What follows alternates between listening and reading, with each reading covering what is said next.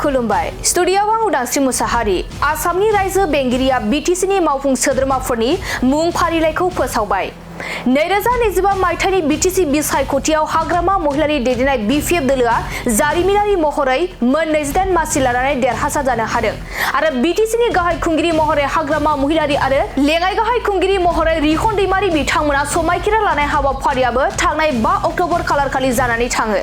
थिग बेबादिनो दिनै आसामनि रायजो बेंगिरिया बिटिसिनि मावफुं सोद्रोमाफोरनि मुं फारिलाइखौ फोसावबाय।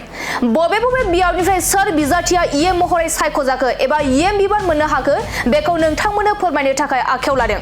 इएम बिबान मोननो हानाय बिजाथिफोरनि गेजेराव दं फारियै बानं सराइबिल बियाबनिफ्राय मृत्युंजय नार्जारि बिथाङा इएम बिबान मोननो हाबाय।